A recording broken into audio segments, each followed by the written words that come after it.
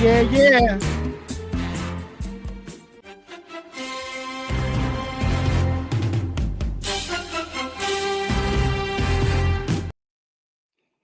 1 2 1 2. What's going on, my people?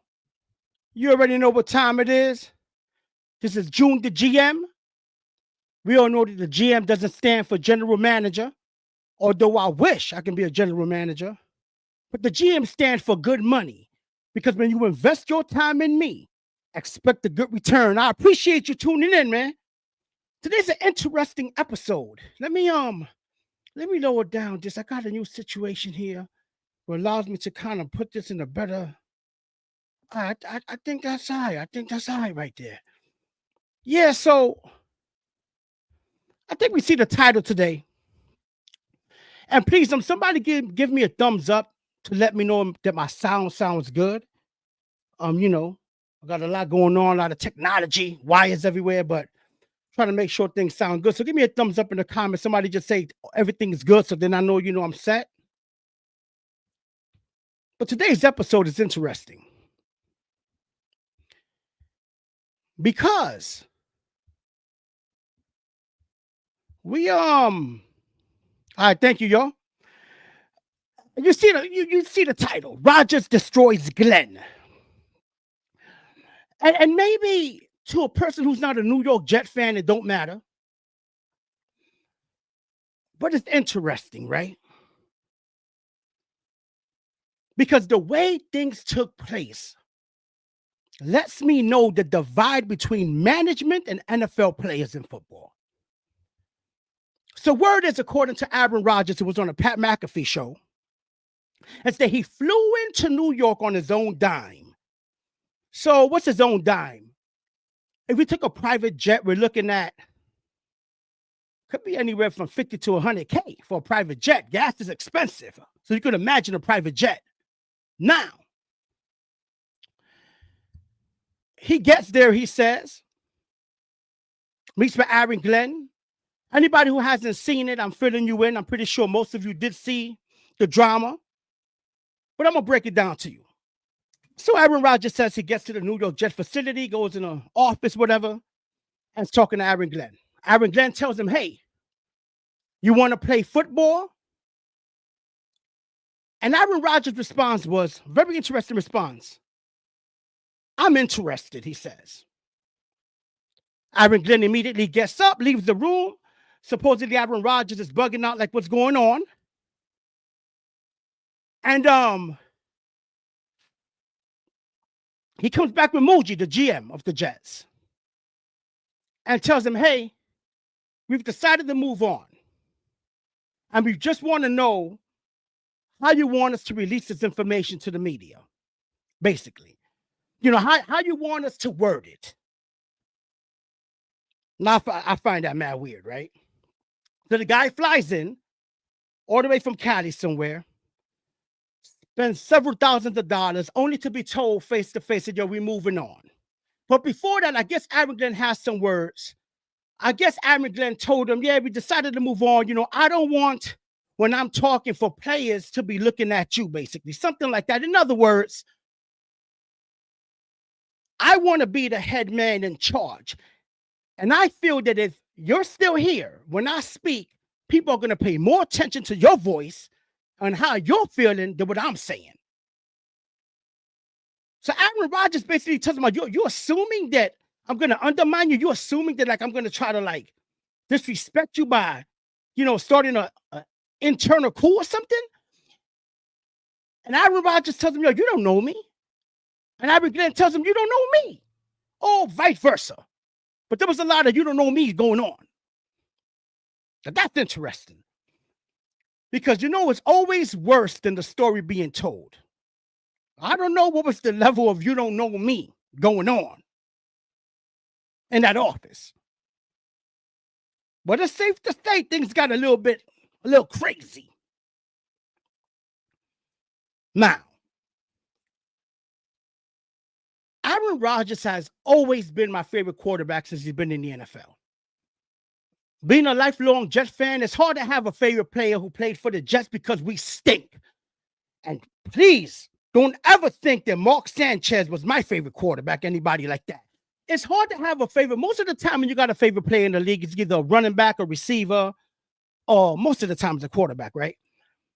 It's hard for me to have a favorite player who's a Jet because our quarterbacks have stunk throughout history since Joe Namath. And I wasn't alive for Joe Namath. So my favorite player over the last couple of years in the NFL, probably for the last 10 years or so, was always Aaron Rodgers. I couldn't even imagine Aaron Rodgers being a New York Jet. So you could imagine how ecstatic I felt when we got Aaron Rodgers in the building, right?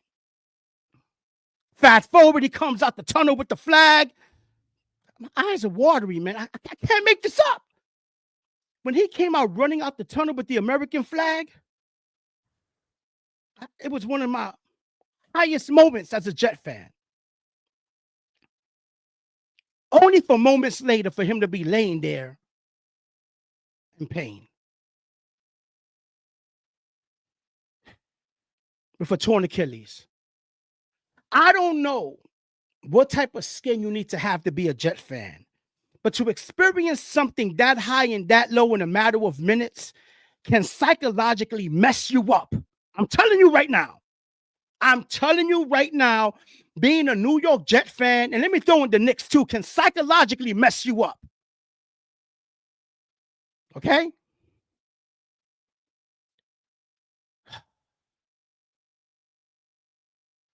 That being said,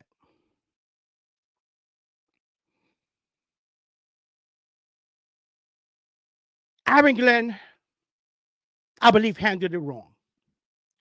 Either way, right? Either way, if Aaron Glenn would have told Aaron Rodgers over the phone, we moving on, Aaron Rodgers would have said, hey, they had no class, they could have told me face to face. If they flew him in, they told him. Either way, Aaron Rodgers has become a little bit of a diva over the years. Magnificent player, because I'm going to tell you right now, he got something left in the tank, but let's be real with it. Aaron Rodgers brings a lot with him, a lot.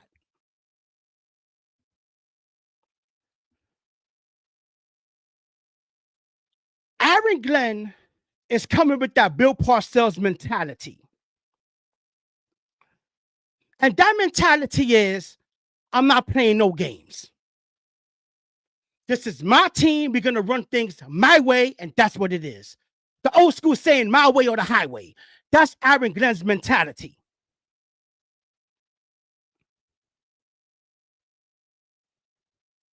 Now, the old school football mentality, the old coaches, they didn't play games. Mike Dichter, right? Bill Parcells. We're talking about Chuck Noll. These Tom Landry. These dudes ain't playing no games. They wasn't dealing with divas on the team, right? Receivers talking. No. These are old school legendary coaches. The Nick Sabans in college, right? Because in the NFL, he stunk. Let's be real. Aaron Glenn is cut from that cloth. The Bill Parcells bloodline.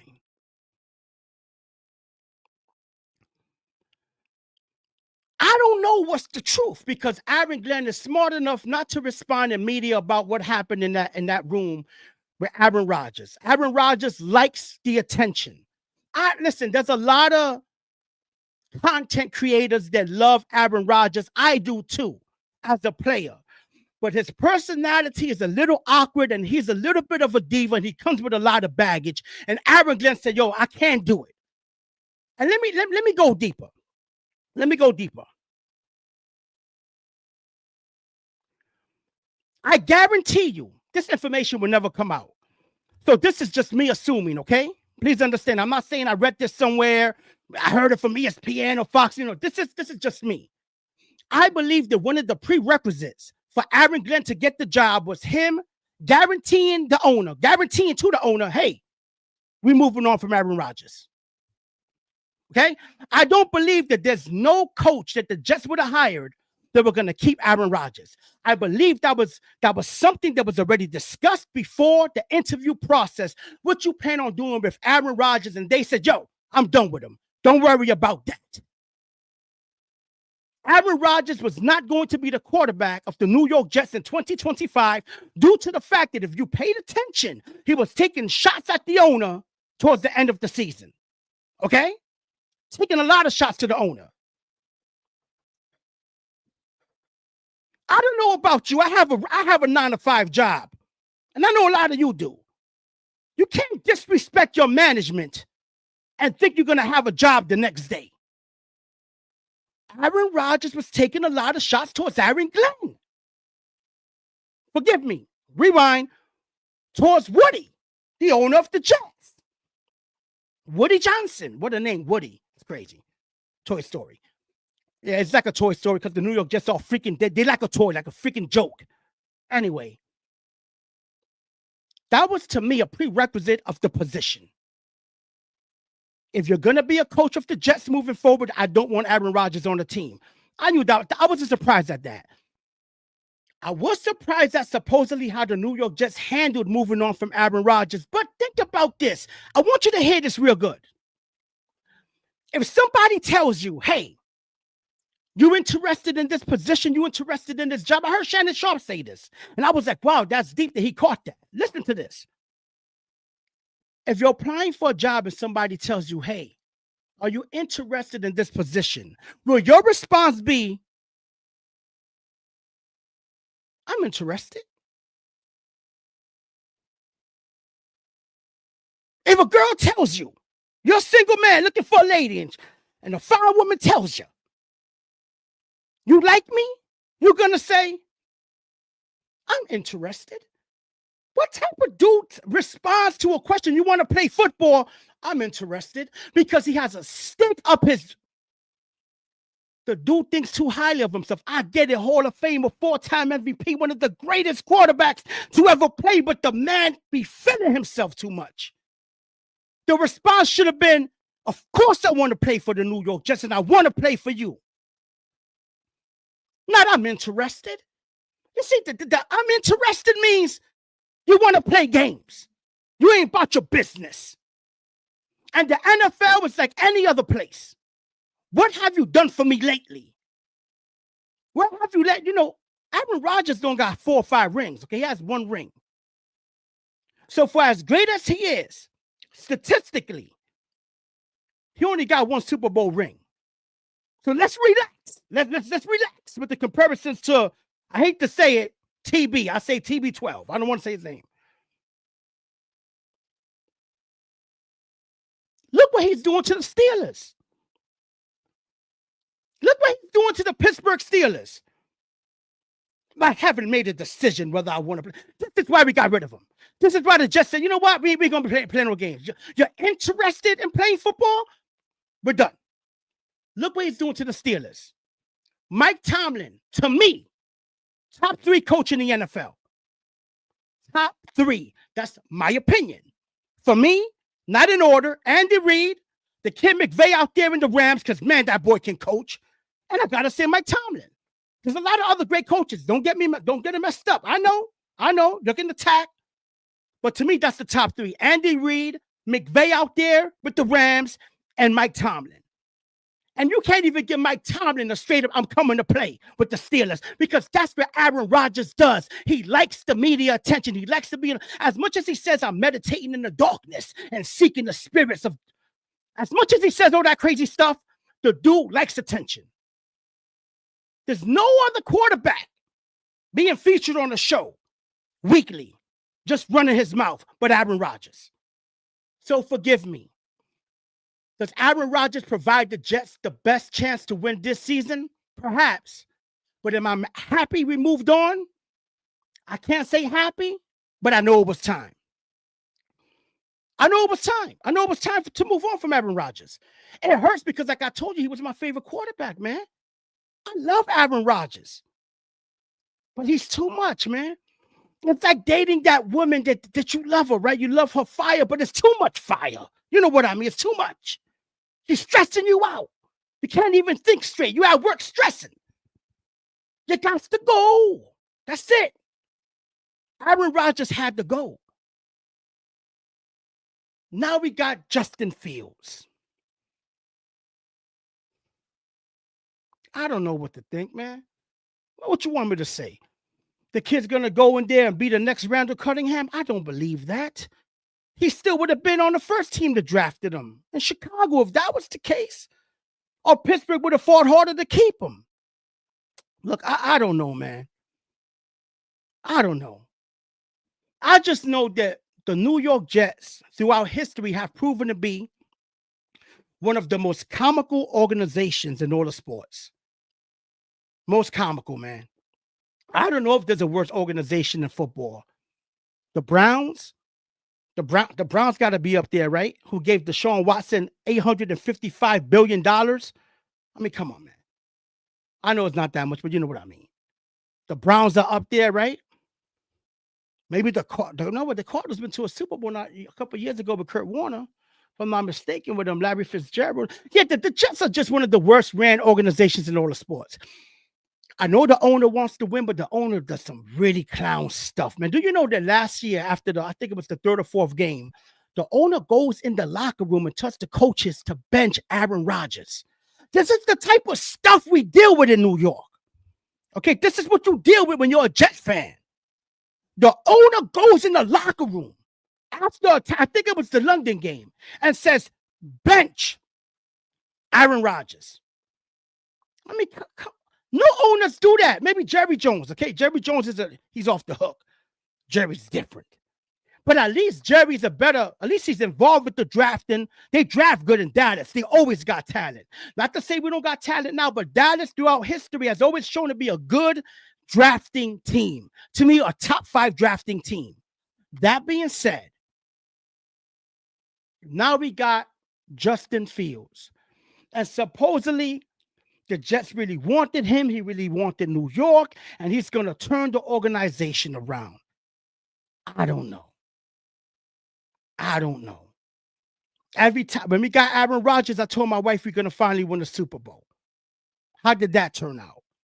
So if you want me to sit here and say that we're going to go 10-7 or 9-8, 17 games is weird, right? Like make an even number, 18 or whatever. No, I'm not going to say that. I'm going to say I think we're going to be competitive. But we're not winning the East. That's Buffalo. We're not winning the East. New England's looking better and better. They always play us tough anyway. Miami always plays us tough. So can we finish second or third in the division? That would be nice. Can we challenge for a walkout? That would be nice. Do I believe that's going to happen? Absolutely not. It's the New York Jets. I'm sorry. I'm not being negative. I know some do. Oh, you got to be positive as a new regime. Man, stop it. I've been a Jet fan for over 45 years. Stop. You should just stop. Okay, stop. You got a better shot at Snoop Dogg quitting weed than the New York Jets making the playoffs this year. Stop. Okay, stop. Snoop will quit weed before the Jets make the playoffs this year. We're not that good, man. We're not that good. We're just not. Just not. It's a strange organization. I think we're going to be more competitive. I think so. I think that maybe, we come to play. I don't think there's going to be any 42-10 games or 35-0 and things like that. Maybe Sauce Gardner will learn how to tackle. Maybe Garrett Wilson will hold on to the ball and not get laid. Maybe put on a little bit of muscle mass, but in the league long enough. Bulk up, brother. You want the big checks? Bulk up.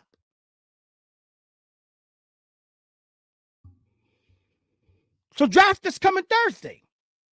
Let's see what happens. There's a lot of rumors going around. A lot of things, I keep hearing Shador Sanders to the Saints.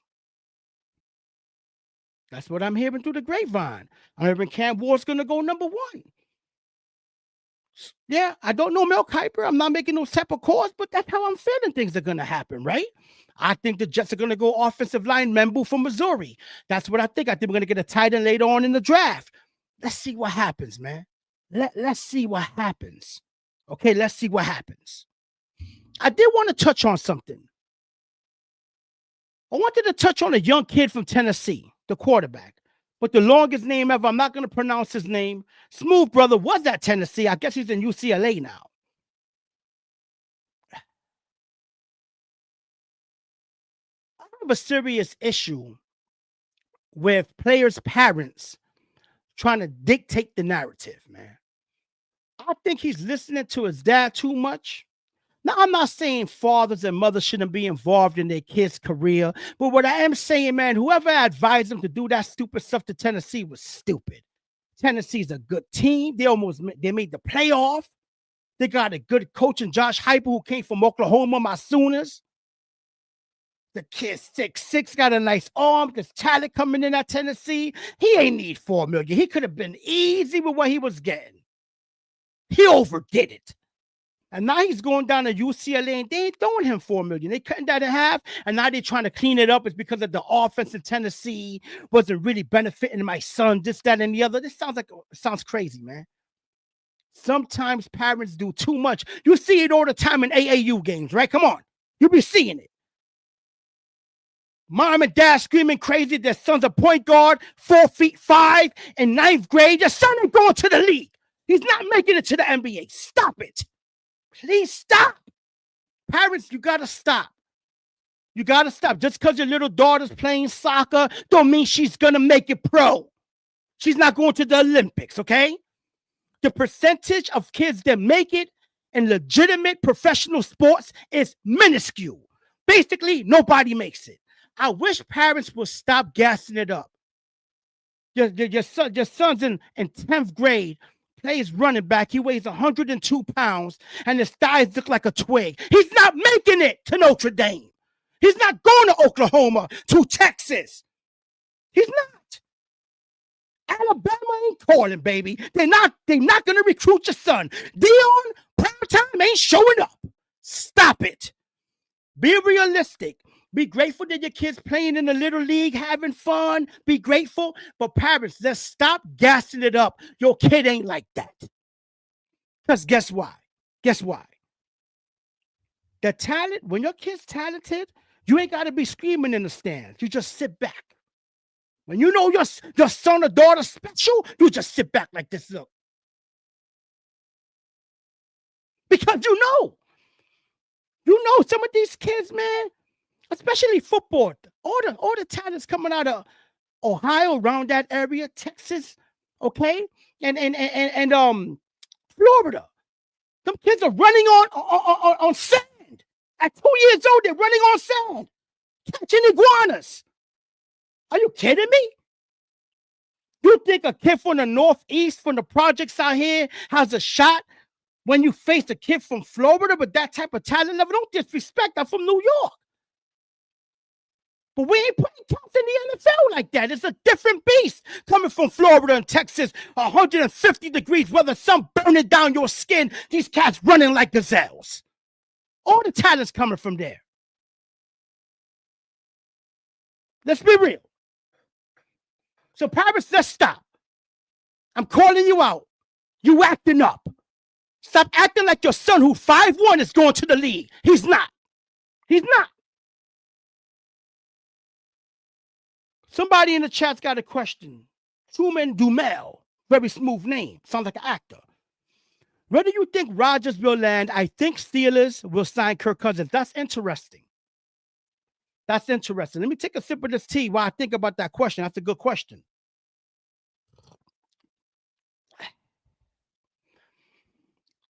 I thought Rodgers was going to go to Pittsburgh, to be honest with you. I don't know what's going on.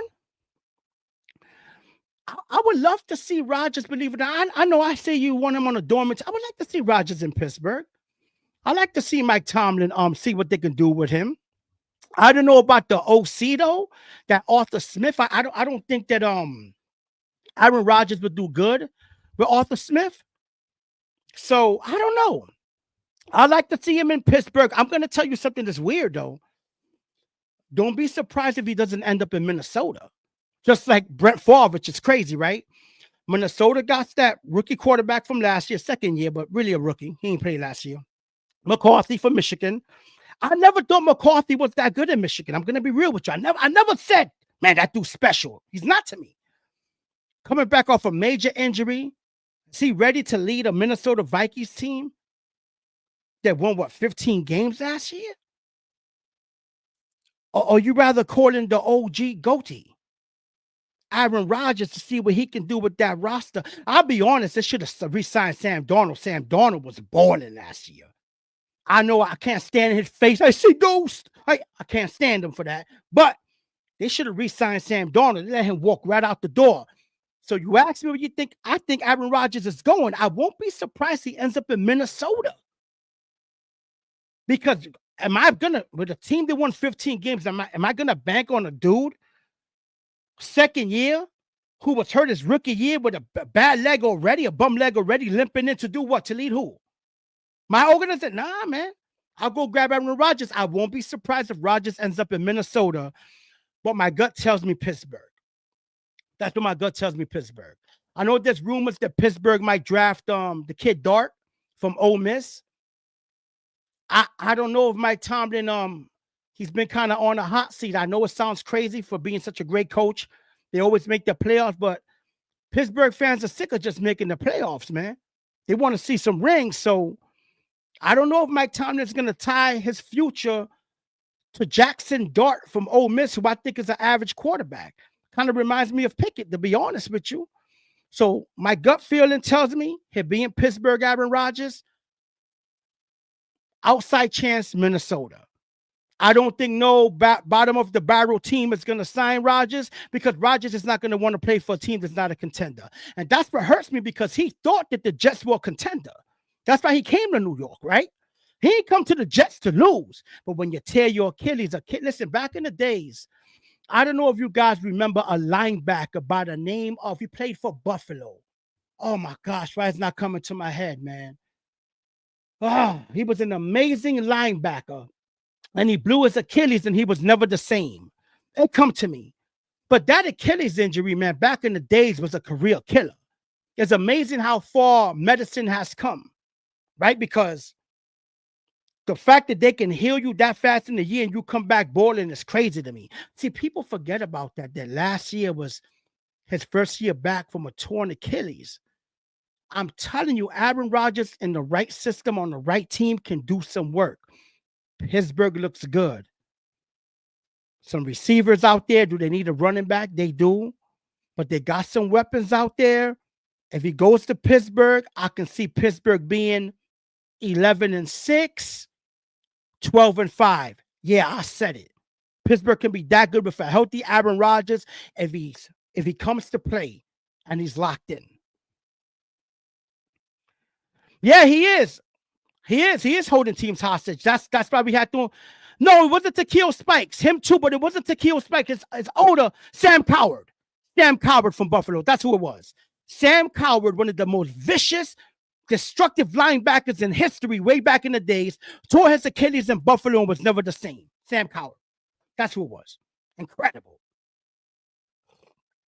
In fact, this kind of leads me to everybody's special time in the show.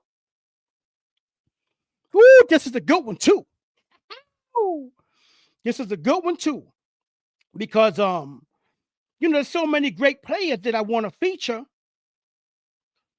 But this one right here, I had to give this man his props already. Okay? I had to. So we're about to do our favorite time, GOAT Talk. You know what it is? I'm gonna put on everybody's favorite thing. And when we come back, it's gonna be GOAT Talk time.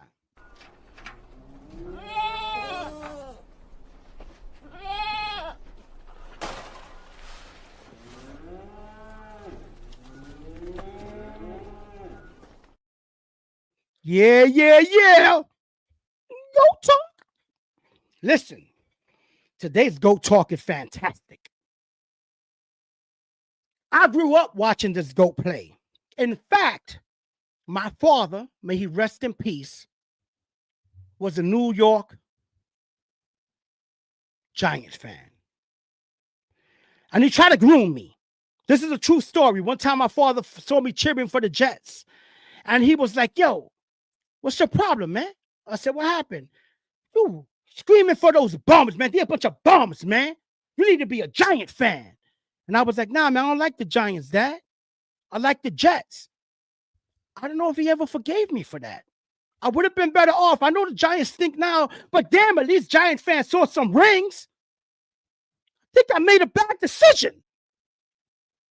I did make a bad decision. But now I can't divorce these dudes, the damn Jets. Because any real sports fan knows, once you lock in with a team, that's it. You can't be picking and choosing. Oh, I'm a Steelers fan now, then I'm a Raven fan. And you got to stop. Anybody who does that, they're not a loyal friend. If you have any friends in your life that likes more than one NFL team or more than one NBA team or more than one baseball team, they're suspect. They're suspect, and I don't trust them. I'm letting you know now. Anyway, the man we're going to be talking about went to the University of North Carolina. But for football, I'm a Tar Heel fan in basketball. And football, I'm a Sooner fan. Let's get that straight. In 1980, this player set a North Carolina record with 16 sacks in college. Let me repeat this. In college, the dude has 16 sacks in 1980. Led his team to the ACC championship. Was a semifinalist for the Lombardi Award. The man was drafted number 2 by the New York Giants.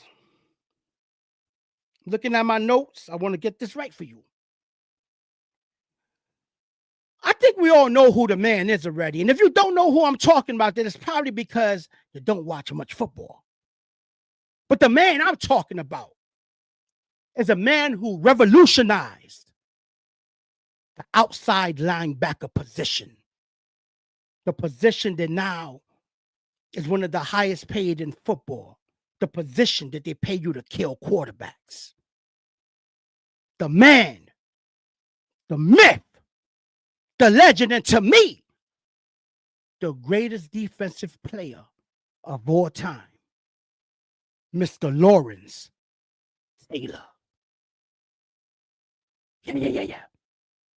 Yeah. Lawrence Taylor, LT.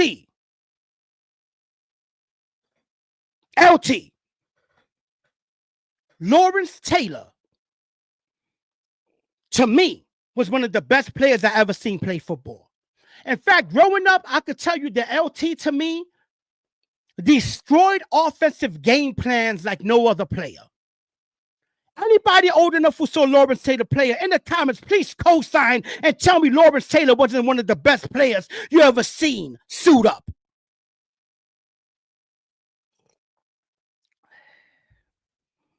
In his career, Taylor had close to 1,100 tackles, 132.5 sacks, 9 interceptions, 2 touchdowns, 33 forced fumbles, and they say if they had the review, the gameplay review back then, it would have been 66 forced fumbles. Listen to me. The man forced 33 fumbles, but they said if it would have been in this modern era, it would have been 66 when they would have reviewed the footage of the game. Listen to this. In 1986, he had 20.5 sacks. Was Defensive Player of the Year and won the Super Bowl. Now, let me tell you what's crazy. I didn't even know this statistic. I didn't know this fact. I had to do a little bit of research. I like to do a little bit of research when time permits, so you know that I'm taking my I'm taking my pod serious, baby. I'm edutaining you, but I'm also educating you a little bit. Although I know a lot of you are probably smarter than me. But I just want to tell you this. Do you know that when the Giants drafted Lawrence Taylor, that they didn't make the playoffs for 18 years?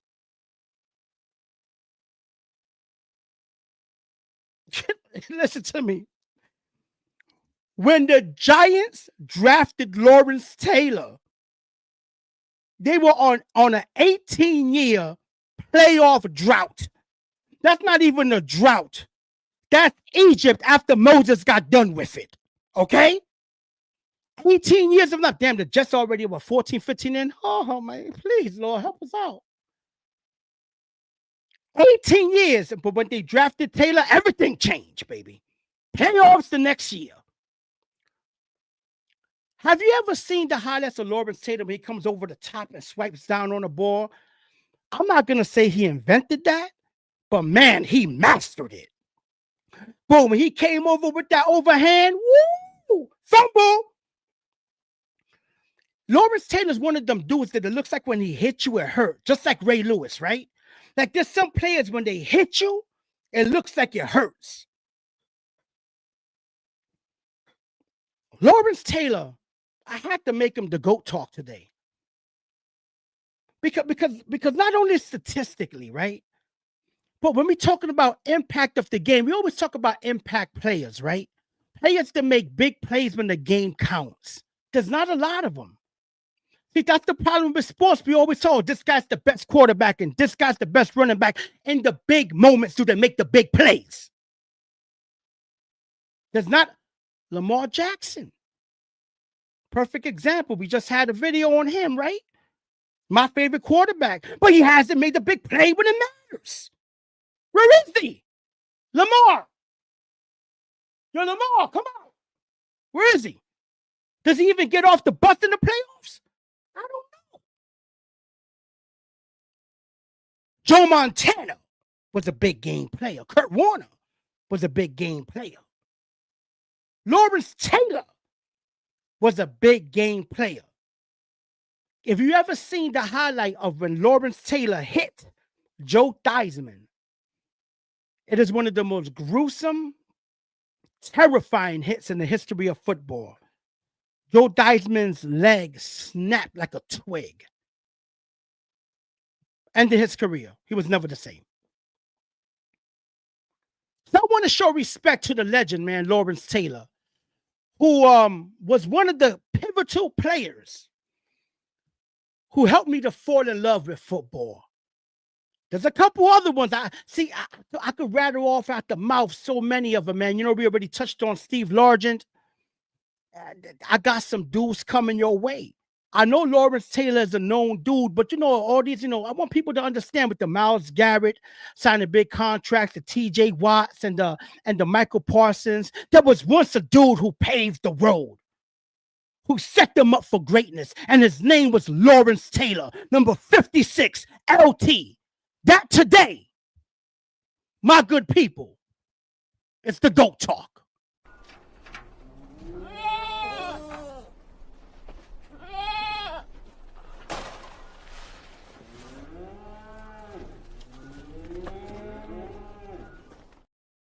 Yeah. Oh, man, I love revisiting those memories, man, because, you know, I think football has touched all of us the same way, man. You know, I think, you know, I love baseball. Don't get me wrong. I love basketball when the Knicks are good. But ain't nothing like football, man. And you know you love the sport when you keep watching it and your team stinks. You know you love football when your team stinks and you keep watching it. Yo, I've sat through seasons where we won 1 game, 2 games, watched every snap. It's tough, man. It's hard out here to be a Jet fan. So let me ask you something, guys. Let me ask you this.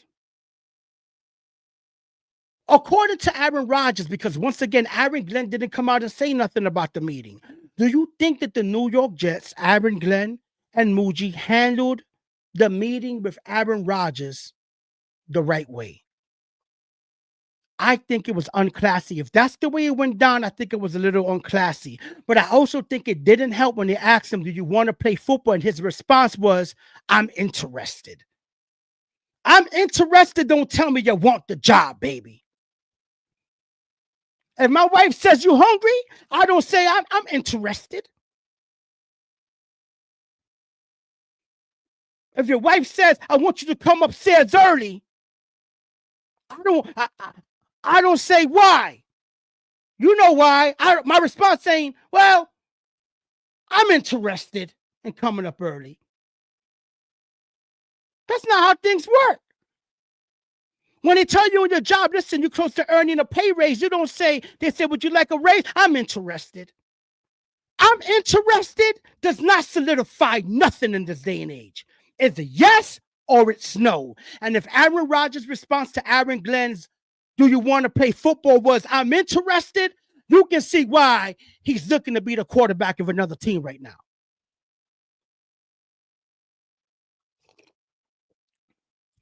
Now, listen, if there's anybody that wants to come up and talk about the Aaron Rodgers situation or any other sports, talk on your mind, let me know. I'll get you up here right now. Ain't nothing. You want to talk some football? We could talk some draft coming up.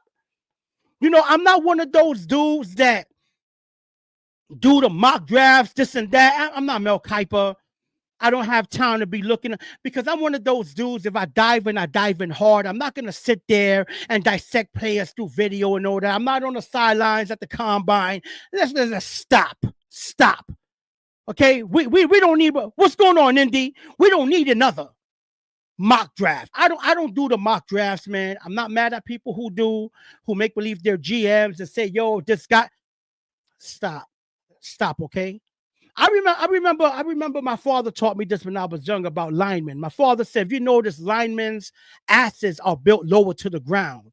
That helps them to become better blockers.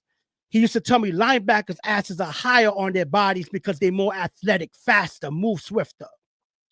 That seems to be kind of knowledgeable, right? Because when I see now, a lot of linemen are built like that, lower to the ground in terms of their bottom half of the body. So, you know, there's always little tidbits of things that you need to know as a GM, as a scout. These guys get paid big dollars for that. I'm not sitting down on my computer all day looking up notes, looking at. Listen, I got a real job, bro. No disrespect to dudes doing that, man. But how in the hell do you got time to do 15 mock drafts? How in the who time for a mock draft? I gotta get to work in the morning. Mock draft, man. Let Mel Kiper handle that, man. The Todd McShay and all them dudes, man. Got no time for no damn mock draft. I know who I want. I watch enough college football to know who's who. I know who I don't want. But mock draft, no disrespect, I'm not going to do no mock draft leading up to the NFL draft. I will do a review right after the NFL draft. So the NFL draft's Thursday. I know the second round is Friday. I might do a little Sunday reviewing all the picks. And I'm also going to do something different. I'm going to talk about the best draft picks from certain teams that I like. It's not going to be all about the Jets, because I know there's a lot of dudes who ain't Jets fans, and I don't want you to tune out because I'm always talking about the Jets. I don't blame you, because I don't know why I talk about the damn Jets. I don't know why. But I can tell you this. Here are some predictions before the draft. Well, Jimmy, who I want Membu. I know, oh man, that's not exciting. I want Tyler Warren. I want Membu. I think when you're talking about solidifying your team's offensive line, that's where it's at, man. You want a physical offensive line. Unlike Buffalo, they couldn't get a yard to go to the Super Bowl against KC, right? Imagine their offensive line would have been what it's supposed to be. They would have got that 1 yard. I feel when you have a dominant offensive line, you will automatically be a contender. Look at all the great teams of the past, bro. Offensive line win you championships, the trenches.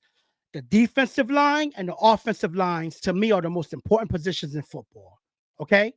The Jets need a D tackle. I think our edges are okay. Quentin Williams needs some help in that middle. But I don't think our offensive line is as good as they keep saying it is. It's really not. Aaron Rodgers got hit a lot this year. Let's stop it. I would like us to draft Membu. If we don't draft Membu, give me Tyler Warren from Penn State. I think he could be a difference maker, and I think that's going to help out Justin Fields, because the dude can't throw. He can't throw deep. He just can't. He's one of those dudes. 5 yards to 25 yards is his comfort zone. That means a good tight end will help him where he could just dump it off and let the tight end get busy. So I personally want Membu, but I would not be upset with Tyler Warren. I do not want the wide receiver from Arizona. I don't want him. He's running a 4.6, 4.7. Then all of a sudden, in his college pro day, he ran a 4.4. Stop it. You lying. I don't see no separation in college. And if you ain't getting separation in college, you sure as hell ain't getting separation in the NFL. Stop it. If you, as a wide receiver, if you can't separate, you are going to be ineffective. You better be one hell of a route runner to get free if you don't have speed in the NFL. I don't want the kid from Arizona. No disrespect. Maybe he turned out to be a great pro. I don't want him. Give me Membu first choice, Tyler Warren second choice. If we can't get none of those two, if they're not available, move back in the draft. Grab me the dude from grab me the corner, Johnson from Michigan. Oh, another corner? Yeah, right now. Him and Sauce lock down the whole field. I like it. That's how I'm feeling. Membu, Tyler, Johnson. That's it.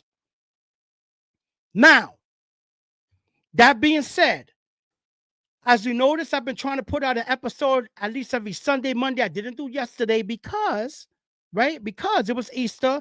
Who the hell want to hear me run my mouth on Easter? Okay. But I do want to thank you for tuning in.